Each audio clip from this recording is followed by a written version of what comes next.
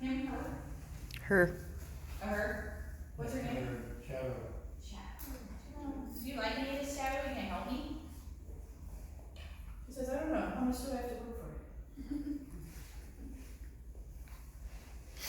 Okay, so now, remember our big empty box with the one circle that's filled with food lure and body language? Now we're going to fill another circle, okay? I want you to reverse that, okay, depending on how you're looking. I want the first circle filled to be on the right side. Does that make sense to everybody? So if you're on this side, that's where I want your circle to be, and there's two circles there. If you're sitting this direction, I want the circle here that's filled, and the first two are empty, okay? Because we read left to right. That's how I want you to look at it. We've got two empty circles, and then our food lure, all right?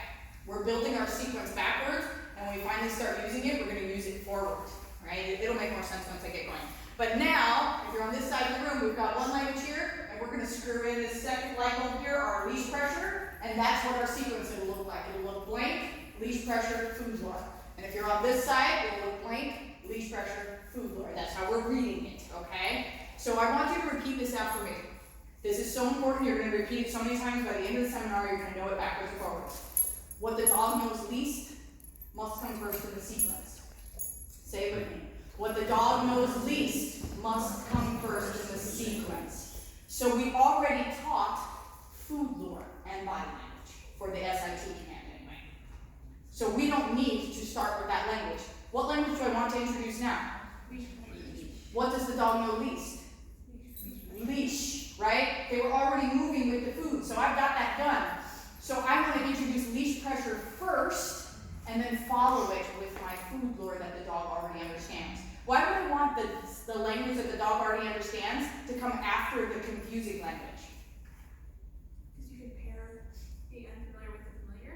Correct. So I'm going to use the familiar language to give context to the unfamiliar language. If I do it the other way around, my dog's not going to understand the unfamiliar language because there was no context to give it me. There was nobody to coach them through it. So I'm going to put on leash pressure before I've asked for anything else. And then I'm going to give the food lure to try to get the dog into the SIT position, okay? So with leash pressure for SIT is pulling straight up on the leash. Are we hanging our dogs? No. Are we pulling them so hard that we're correcting our dogs? No. Are we putting a ton of pressure on our dogs? No. Leash pressure is a soft, subtle language. Your dog doesn't even know what it means, okay? So if your dog doesn't know what it means when you whisper it, they're sure as heck not going to know what you mean when you shout it, okay? Just because you make a language stronger or louder doesn't mean it works better. How many of us continually raise our voice with our dogs and get 0 results? Okay? My sister-in-law lives in California, and she's deaf. They come up once a year to come visit us, and we have to break out our sign language every time she comes because she only speaks through sign, and sometimes she'll read lips, but she doesn't do it very often. So we have to use our sign language. When she comes to visit, because my dad refuses to learn sign language, he shouts at her the entire time. Does it help? No. So we have to teach our language. If the dog understands our language, we can escalate it if necessary. But if we don't have a clear understanding, it doesn't matter what volume you use it at. So when we're teaching leash pressure, it's very light and subtle. It's a language in the background that the dog doesn't understand. It's just static. But eventually that static will become a clear signal that makes sense to the dog. Okay? So now I'm going to show you with Shadow here. I'm going to put pressure up on the leash when she's in the right position. So we're going to have pressure up, and then we're going to do our food lure.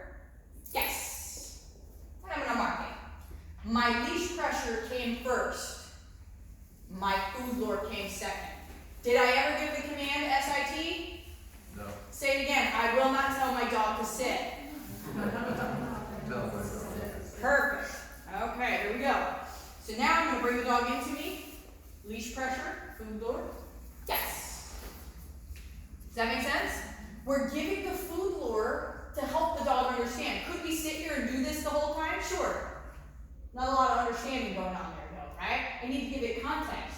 So I do food lure. Yes. And the dog goes, oh, so that's how I relieve leash pressure? Yeah, that's how you relieve it. So that in the next 20, 30 reps or tomorrow or next week, when I put leash pressure on, the dog goes right into an SIT. They know what that sensation means. It means I go into an SIT, right? So now we're gonna do leash pressure again, and then food lure. Yes! We're gonna mark it. As soon as we get butt on the floor, we're gonna step back and feed it, okay?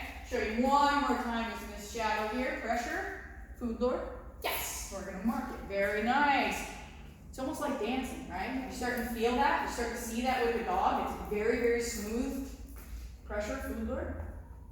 Yes. I'm gonna mark it with the dog, okay? I'm teaching you to dance right now. You don't realize it. Yeah. How different is that from the first one? Because you're standing really close to her. It's the same thing. So this was your food lure. It's exactly the same. Yes. I just happen to be pulling beforehand. Okay. Yep. I'm putting my leash pressure on beforehand. So we're putting our languages together piece by piece. And we're gonna do this for every single command. So once you understand your sequences, you apply it to everything. It makes it really easy. So this won't seem so complicated later on. Pressure. You got my food lure right here. You better know I still have food. Yes. You're gonna mark it. Nice job, Shadows. So you're saying this at the exact same time that you're releasing the pressure? Yes. So you notice that I'm releasing pressure as soon as the butt hits. She says, I don't care for beef liver. I'm releasing pressure as soon as the butt hits. I'm communicating. So pressure doesn't do any good.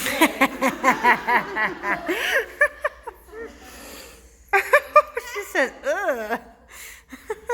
She says, I don't like the way it tastes, but I like the way it smells.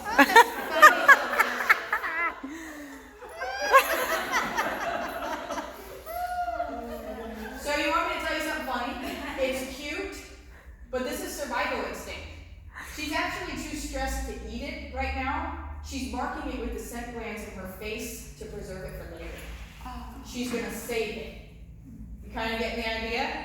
And so she might eat it now because she's worked up to it, but that's what she's doing. She's marking it and saving it for later. Does that make sense? Okay? So have you ever seen really nervous dogs? You try to feed them and they refuse to eat. They'll rip their nose up because they're in their crate and they try to bury it and they try to bury it and they try to bury it and they try to bury it and the nose is all bloody. There's not even any dirt in there to bury it with, but they're trying to bury the food bowl. They're too nervous to eat it. So they're just going to try to save it and keep it for later. And then you'll notice in the middle of the night, all the food is gone because they were more comfortable and they were able to eat it at that point, right? Everything that dogs do is done for a reason. And it's almost always done for some type of survival reason, okay? So now we're going to teach your second language. I want you to try that with your dogs. Leash pressure first, food lure second. Try to give me about 10 reps, okay? With you, leash pressure, and what you might have to do is leash pressure, gentle, and tip of your finger to get the SIT. Yes. Mark it. Offer the food every time, whether she takes it or not, okay?